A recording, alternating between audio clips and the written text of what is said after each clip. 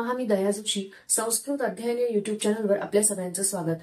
आज आपण पाहणार आहोत अमूल्यम कमलम या पाठाचा भाषाभ्यास। बघा, पहिला प्रश्न आहे पूर्ण वाक्येन उत्तरम लिखत। सुदासः कः आसीत्? सुदासः उद्यानपालः आसीत्। सुदासः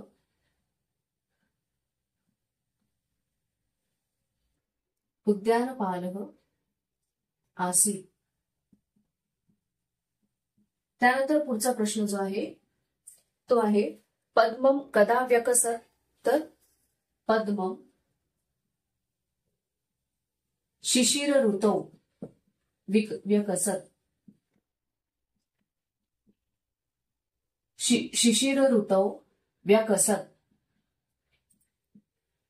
त्यानंतर पुढचा प्रश्न जो आहे पद्मम कीदृशम? तर कशा प्रकारचं होतं? तर व्योमनी सूर्यबिंबम इव।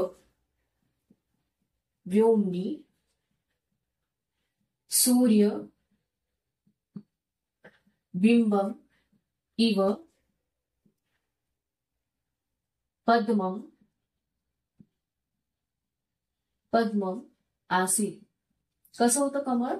तर आकाशातल्या सूर्यबिंबाप्रमाणे। त्यानंतर पुढचा प्रश्न आपण बघूयात। पद्मम विक्रेतुम सुदासः कुत्र स्थितः? तर पद्मम विक्रेतुम पद्मम विक्रेतुम सुदासः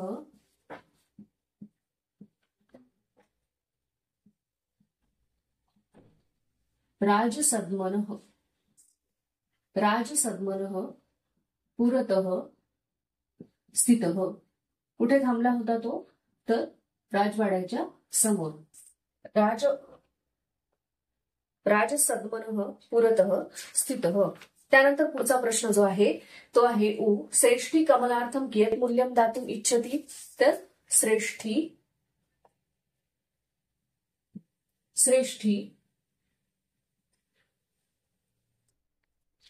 प्रश्न असा आहे बघा, श्रेष्ठी कमलार्थम कियत् मूल्यं दातुम् इच्छति? तर उत्तर असं येईल श्रेष्ठी कमलार्थम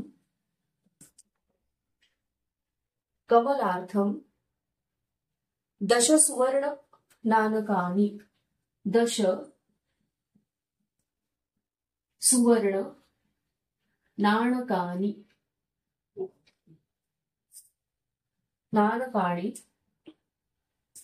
दातुम् इच्छति।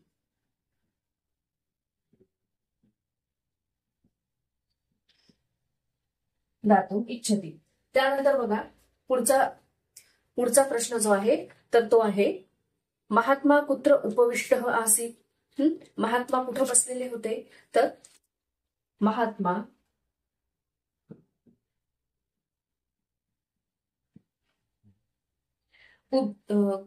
वटवृक्षस्य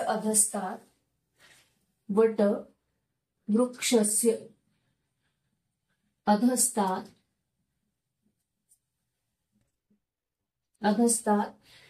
एकस्मिन् अश्मखण्डे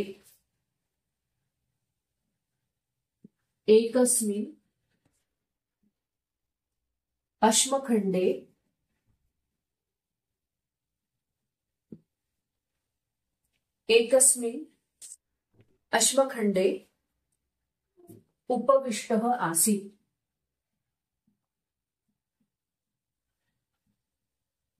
बघा, पूर्ण वाक्येनं असं सांगितलं होतं म्हणून पूर्ण वाक्यात आपल्याला उत्तर लिहायचं होतं। त्यानंतर पुढचा प्रश्न जो आहे तो प्रश्न दुसरा माध्यम भाषा उत्तरं लिखत। म्हणजे काय की मराठी भाषेमध्ये तुम्हाला उत्तर लिहायचं आहे। तर त्यामध्ये तुम्हाला सुरुवातीला मी सांगितलं आहे की ज्या वेळेला आपल्याला माध्यम भाषा उत्तर असं विचारलं जातं असा प्रश्न, तर त्यावेळेला आपल्याला आधी त्याचा संदर्भ द्यावा लागतो। बघा, पहिला प्रश्न काय आहे? सुदासः किमर्थम कमलम विक्रेतुम न इच्छति? तर हा सुदास जो आहे तर तो कमळ विकण्याची का त्याची इच्छा नव्हती असं त्या प्रश्नाचा अर्थ होतो। तर त्यासाठी तुम्हाला आधी काय सांगावं लागेल की हा प्रश्न जो आहे तो अमूल्यम कमलम या पाठातील असून या पाठामध्ये गौतम बुद्धांच्या जीवनातला एक घडलेला एक प्रसंग किंवा एक घटना येथे या पाठामधनं सांगितलेली आहे. त्यानंतर तुम्हाला असं सांगावं लागेल की पूर्व पीठिका की सुदास जो आहे तर त्याच्याकडे हे जे कमळ होतं तर ते कमळ पाहून त्याच रस्त्यावरनं जाणारा जो एक व्यापारी होता तर तो एक सुवर्ण नाणक त्या कमळाच्या बदल्यात त्याला देऊन त्याच्याकडनं ते घेऊ इच्छितो. त्यानंतर पुन्हा त्याच रस्त्यावरनं जाणारा एक जो श्रेष्ठी असतो तर तो सुद्धा ते कमळ विकत घेऊ इच्छितो, पण त्यासाठी तो 10 सोन्याची नाणी देतो. आणि ह्या कमळाचं एवढं मूल्य हे सगळेजण देणार आहेत, ज्याच्यासाठी हे कमळ घेऊन चालले आहे तर तो व्यक्ती किती जास्त मला मूल्य देईल असा तो विचार करतो. आणि म्हणूनच सुदास काय करतो की त्याला हे कमळ विकण्याची इच्छा नसते. अशा प्रकारे तुमचं उत्तर येईल. त्यानंतर बघा, सुदासह सुगत चरणाभ्याम कमलम किमर्थम समर्पितवान. तर या प्रश्नाचा अर्थ असा होतो बघा की सुदास सुगत म्हणजे भगवान गौतम बुद्धांच्या पायावरती हे कमळ कशासाठी समर्पित करतो. तर तसंच पुन्हा त्याचा संदर्भ वगैरे आपण द्यायचा की हा प्रश्न कुठनं घेतलेला आहे काय वगैरे. त्यानंतर ही घटना गौतम बुद्धांच्या जीवनावरती आधारित आहे, तोच प्रसंग या पाठामध्ये वर्णिलेला आहे. आणि त्यानंतर असं साधारणतः उत्तर असं येईल बघा की सुदासाच्या ह्याच्यामध्ये सुदासाकडे जे कमळ असतं तर त्याच्यासाठी 2 व्यक्ती त्याला खूप मूल्य देऊ इच्छितात, परंतु सुदासाला असं वाटतं की हे ज्याच्यासाठी हे कमळ घेणार आहेत तर त्यासाठी तो व्यक्ती आपल्याला खूप जास्त पैसा देईल असा विचार करून तो भगवान गौतम बुद्धांच्या जवळ जातो. परंतु ज्या वेळेला तो तिथे प्रवेश करतो त्यावेळेला मात्र त्यांना पाहूनच त्याच्या मनामध्ये भक्तीचा जणू काही सागर उचंबळून येतो आणि त्याच्या म्हणजे त्या कमळाच्या बदल्यात पैसे प्राप्त करण्याची जी त्याची इच्छा असते तर ती मात्र लोप पावते आणि ते कमळ जे आहे तर ते तो त्यांच्या पायावरती समर्पित करतो. तर केवळ त्यांच्या दर्शन मात्रेनेव म्हणजे दर्शन मात्रानेच काय होतं की त्याच्या ज्या चित्तवृत्ती आहेत तर त्या सगळ्या त्याच्यामध्ये परिवर्तन होतं आणि म्हणूनच तो त्यांना ते कमळ त्यांच्या पायावरती समर्पित करतो. त्यानंतर बघा पुढचा प्रश्न जो आहे तो प्रश्न 3रा, कह कम वदती. कह कम वदती, कोण कोणाला म्हणाले. तर त्यामध्ये पहिला जो आहे, भद्र भगवान सुगतः संप्रती अस्मिन नगरे वसती. तर हे कोण कोणाला म्हणालं तर सार्थवाह सुदासं वदती. सार्थवाह सुदासं वदती असं त्याचं उत्तर येईल. त्यानंतर पुढचा जो प्रश्न आहे, अहम 10 सुवर्ण नानकानी यच्छामी. तर हे कोण कोणाला म्हणालं, श्रेष्ठी सुदासं वदती. दुसरं वाक्य श्रेष्ठी जो होता तर तो सुदासाला म्हणाला. त्यानंतर पुढे आहे, एष महाभागः एकम सुवर्ण नानकम एतस्य अर्थे दातुम इच्छती. तर हे वाक्य सुदासः श्रेष्ठीनं वदती. श्रेष्ठीनं वदती. त्यानंतर पुढचं जे आहे बघा, वत्स किम इच्छसी. तर सुगतः सुदासं वदती. त्यानंतर पुढचं बघा, नमो भगवते. तर हे कोण कोणाला म्हणालं, सुदासः सुगतं वदती.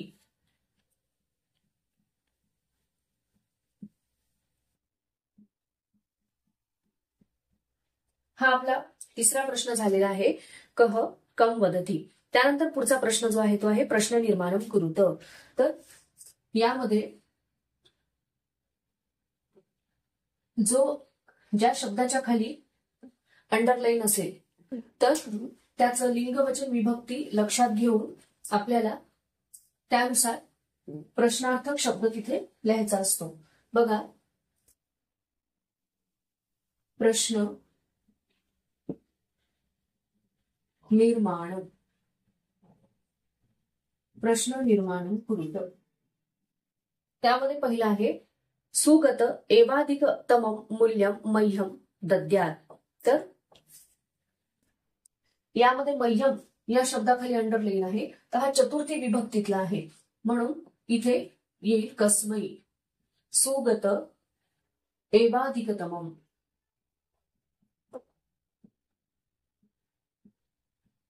एवाधिकतमम मूल्यम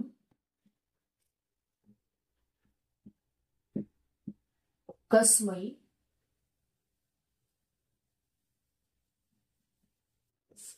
कस्मै दद्यात्.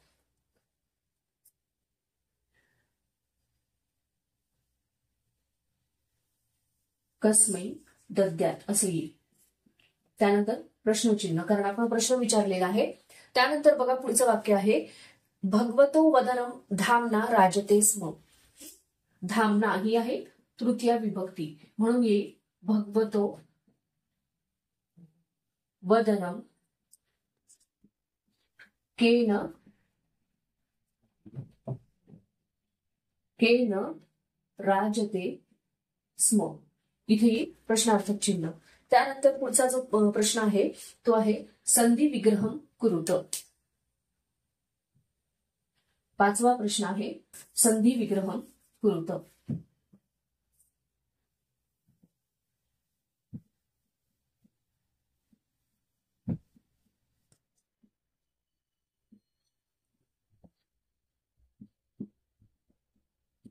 यामध्ये पहिली संधी जी आहे ती आहे कश्चिद्द्यान पालः. त्याचा संधी विग्रह असा होईल बघा, कश्चित उद्यान पालः. त्यानंतर पुढची संधी आहे चरणयोरर्घ्यम. तर इथे याचा संधी विग्रह असा होईल बघा, चरणयोः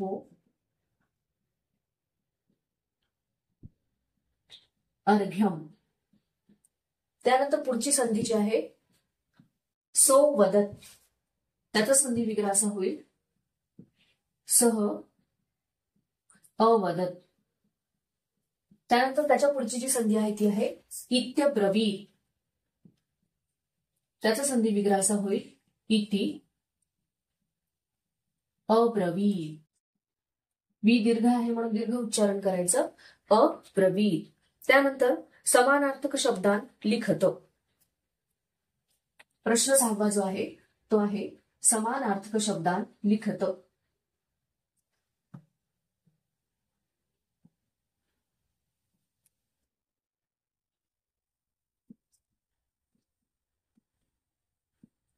समानार्थक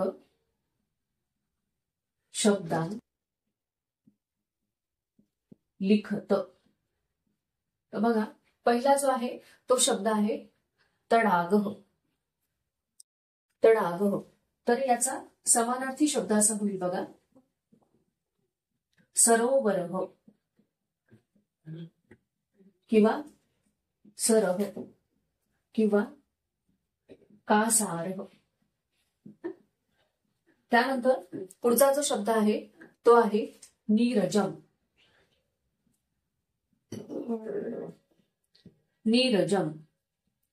तर याचा समानार्थी शब्द होईल कमलम. त्यानंतर कमलम किंवा पंकजम असा पण होईल. पंकेजायते इति पंकजम.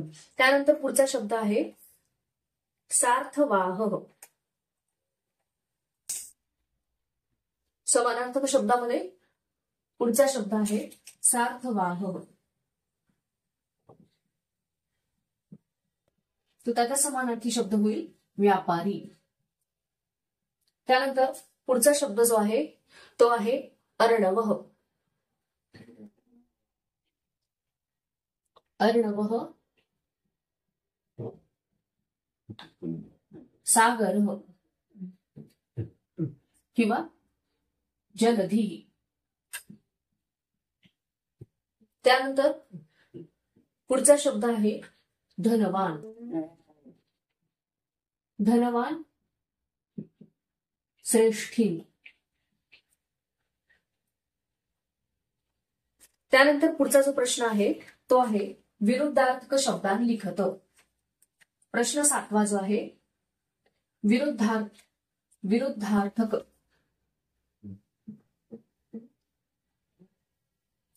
प्रश्न 7वा विरुद्धार्थक शब्दांत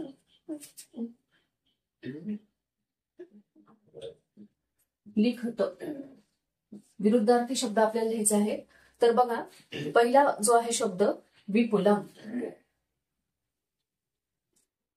विपुलम म्हणजे पुष्कळ, त्याचं विरुद्धार्थी होईल अल्पम.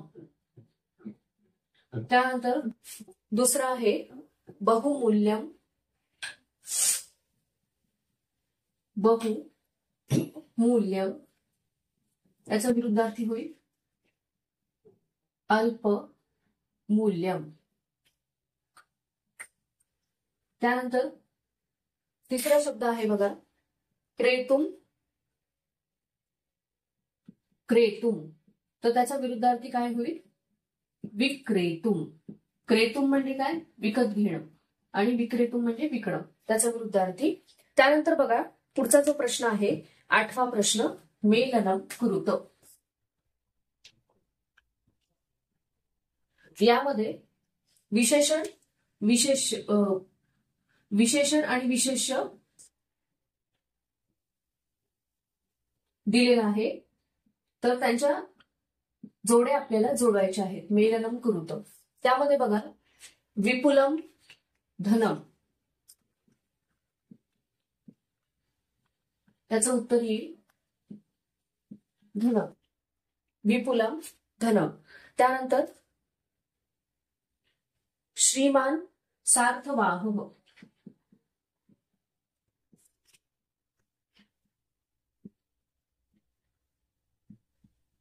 श्रीमान सार्थवाह.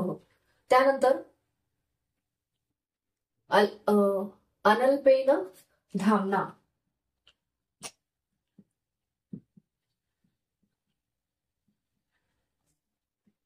अनल्पेन धामना.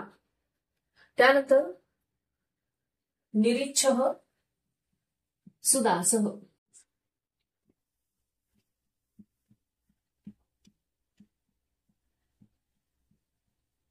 निरीच्छः सुदासः. त्यानंतर धनवान श्रेष्ठी.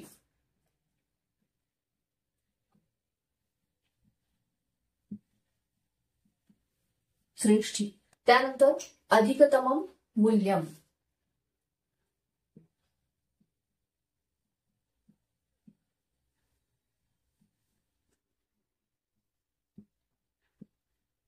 अधिकतमम मूल्यम. त्यानंतर प्रसाद वर्षिभ्याम.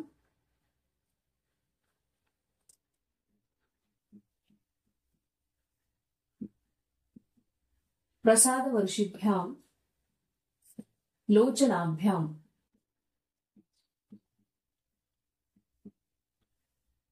लोचनाभ्याम. त्यानंतर हस्तस्थम निरजम.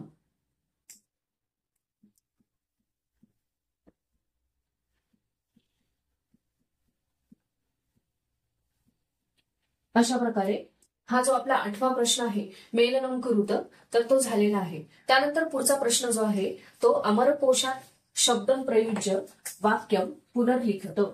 तर अमरकोशामधनं जो अंडरलाईन केलेला शब्द आहे त्याच्यासाठी आपल्याला शब्द जो आहे तो वापरायचा आणि ते वाक्य पुन्हा लिहायचं आहे. बघा प्रश्न 9वा अमरकोशात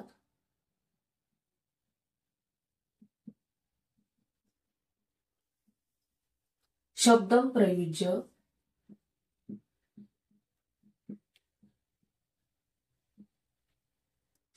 प्रयुज्य वाक्यम पुनर्लिखत.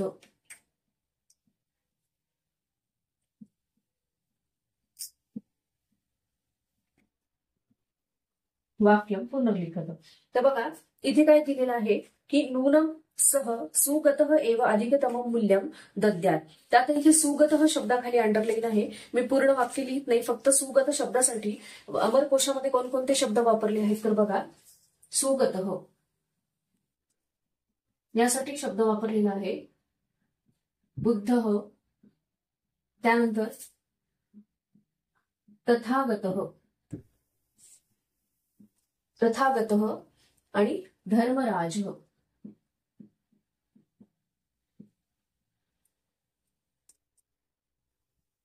अशा प्रकारे हे शब्द वापरलेले आहेत. त्यानंतर आ जो आहे तडागे शिशिर ऋतौ एकम पद्मम व्यकसत. आता पद्मम या शब्दाखाली अंडरलाईन आहे, तर पद्मम यासाठी शब्द वापरलेले आहेत बघा, पद्मम.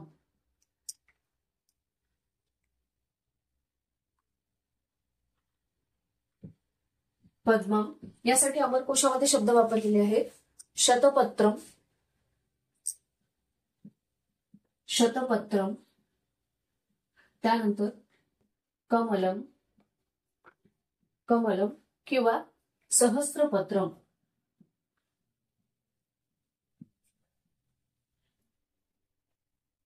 त्यानंतर पुढचं जे वाक्य आहे विपुलम धनम प्राप्नुयात. धनम यासाठी अमरकोशामध्ये शब्द वापरलेला आहे धनम वित्तम. त्यानंतर पुढचा प्रश्न जो आहे 10वा सूचनानुसार कृती कुरुत. तर यामध्ये ब्रॅकेटमध्ये जी सूचना दिली आहे त्यानुसार आपल्याला कृती करायची आहे.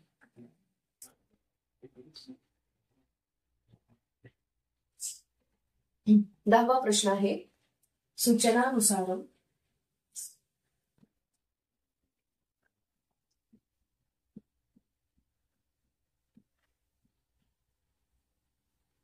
कृती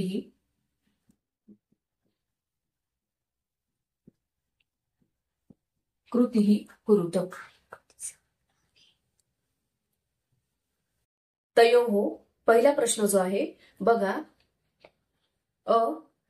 तयोः विवादम श्रुत्वा सुदासो व्यमृषत.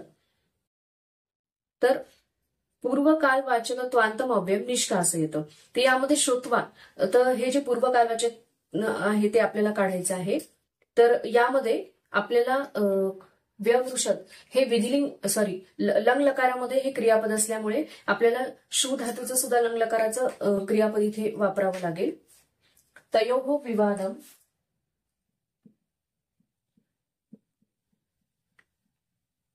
और तयोः विवादम अशृणोत, अशृणोत सुदासो, अशृणोत.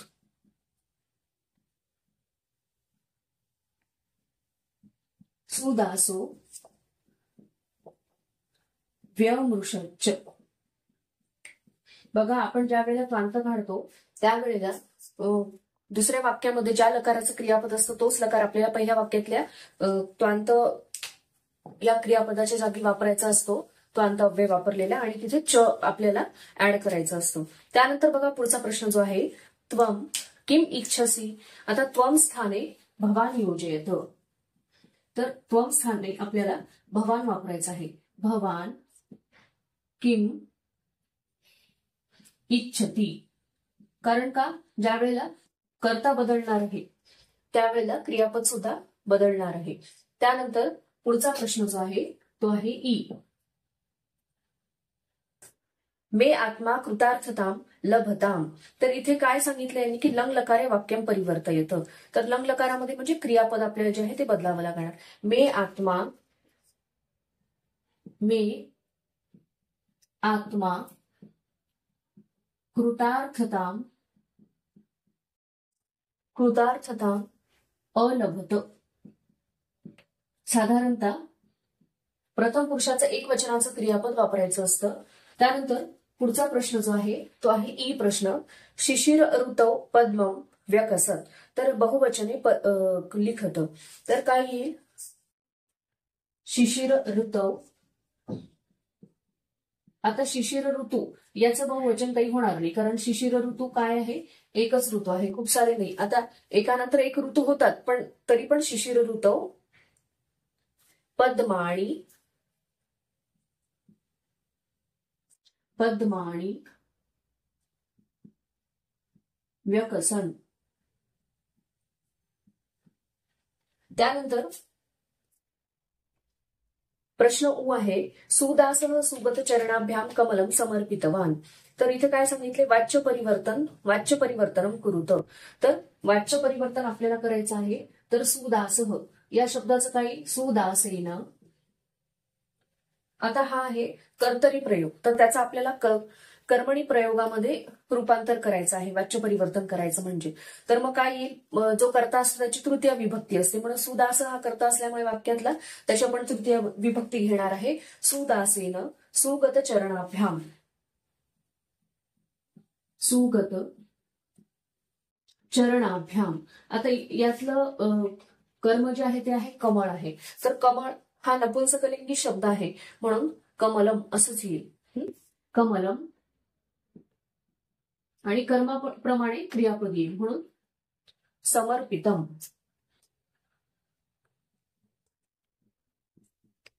समर्पितम अशा प्रकारे. त्यानंतर बघा शेवटचा प्रश्न जो आहे, अहम विपुलम धनम प्राप्नुयाम. तर यामध्ये याचा लकार लिहायचा आहे. तर प्राप्नुयाम हा लकार कोणता आहे, विधिलिंग लकार आहे.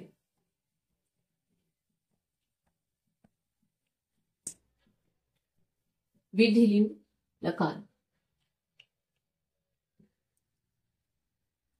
आपला हा प्रश्न जो आहे तो इथे संपलेला आहे. आपला भाषाभ्यास पूर्ण झालेला आहे. 10 प्रश्न आपले झालेले आहेत. माझा हा व्हिडिओ इथे संपलेला आहे. माझा जर व्हिडिओ तुम्हाला आवडला असेल तर लाईक करा, शेअर करा आणि माझ्या YouTube चॅनलला सबस्क्राईब करा. धन्यवाद.